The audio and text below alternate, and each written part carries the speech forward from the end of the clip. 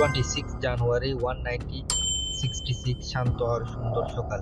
আকাশ নীল এবং পরিষ্কার, আর প্রত্যেক জিনিস আজব শান্তি। কিন্তু এই শান্তির পিছনে লুকিয়ে আছে এক ভয়ঙ্কর তুফান, যা কখনো কারো চিন্তার মধ্যে ছিল না। এর মধ্যে 6 জন বাহাদুর যুবক এক খাতারনাক রোমাঞ্চকর সফরে বাহির হওয়ার জন্য প্রস্তুত। এই যুবকগুলো হলো মাইক ডুন, জন আর্কটন, ডেভিড অ্যাটেনসন, কলিন মার্টিন ও ফ্লেক্স আর জফরি ইংলি। তাদের ইচ্ছাশক্তির কারণে মস্টেল কেবিন্সের গভীরে নিচে নামে। এই গুহা ব্রিটেনের সবচেয়ে ভয়ঙ্কর ও জটিল গুহাগুলোর মধ্যে একটা। সেখানে যাওয়ার সাহস দেখায় একমাত্র সাহসী মানুষরা। সকাল সময় ম্যাক্সিমাম 10টা বাজে। এরা 6 জন তাদের মিশনের জন্য প্রস্তুত ছিল।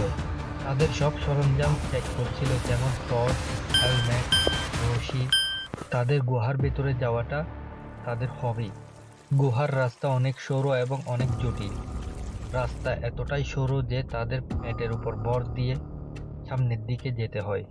গুহার উপর থেকে টপকিয়ে পড়ে পানি, চারপাশে নিস্তব্ধ। শুধু তাদের টর্চের হালকা আলোতে তারা তাদের গন্তব্যের দিকে এগিয়ে যায়। তারা ধীরে ধীরে সামনের দিকে এগিয়ে যায় এবং তারা গুহার গভীরে চলে যায়। গুহার পরিবেশ ঠান্ডা আর রহস্যময় ছিল। রাস্তা এতটাই সরু ছিল যে তাদের এক এক করে সরু রাস্তা দিয়ে যেতে হয়, কিন্তু তাদের জন্য এটা অনেক রোমাঞ্চকর মুহূর্ত ছিল। তাদের মনের মধ্যে এক অন্যরকম জোশ ছিল, এক জুনুন। এরকম পরিস্থিতি মোকাবেলা করার জন্য অনুপ্রেরণা দিচ্ছিল। তখন সময় ছিল একটা। তারা গুহার অনেক গভীরে চলে যায়। বাইরে আকাশ অনেক পরিষ্কার ছিল, কিন্তু হঠাৎ আবহাওয়া পরিবর্তন হওয়া শুরু করে। পাহাড়ের উপর কালো মেঘ এসে ছেয়ে যায়। আনুমানিক দুপুর 2টার আশেপাশে বৃষ্টি শুরু হয়। শুরুতে বৃষ্টি অনেক কম ছিল, পরে বৃষ্টির অনেক প্রেসার বেড়ে যায়। বৃষ্টির পানি পাহাড়ের সরু রাস্তা দিয়ে হয়ে গুহার ভিতরে চলে আসে। গুহার মধ্যে থাকা ওই 6 জন কেউ জানতো না বাইরে কি হচ্ছে। তারা তাদের মিশনের জন্য পুরো মনোযোগ দিয়েছিল। সময় যখন আস্তে আস্তে বাড়তেছিল, তখন তারা অনুভব করে বাইরে কিছু একটা তো হচ্ছে। গুহার ভিতরে পানি আস্তে আস্তে বাড়তেছিল। সময় যখন 3টা, তারা তখন লক্ষ্য করে গুহার ভিতরে পানি বাড়তেছিল। প্রথমে তো তারা দেখেই এড়িয়ে যায়। যখন পানির স্তর বেড়ে যাচ্ছিল, তখন তাদের সামনে অনেক কঠিন সময় দাঁড়িয়েছিল। গুহার এই সরু রাস্তা দিয়ে এখন বের হওয়া অনেক কঠিন হয়ে যায়। তারা তখনই সেখান থেকে বের হওয়ার সিদ্ধান্ত নেয়। মাইক ডুন তাদের টিমকে একত্র করে তাদের যত তাড়াতাড়ি সম্ভব এখান থেকে বের হয়ে যেতে বলে। ততক্ষণে অনেক দেরি হয়ে যায়। পানি স্থির দ্রুত বাড়ছিল। গুহার সরু রাস্তাগুলো তাদের জন্য মৃত্যুর ফাঁদ হয়ে যায়।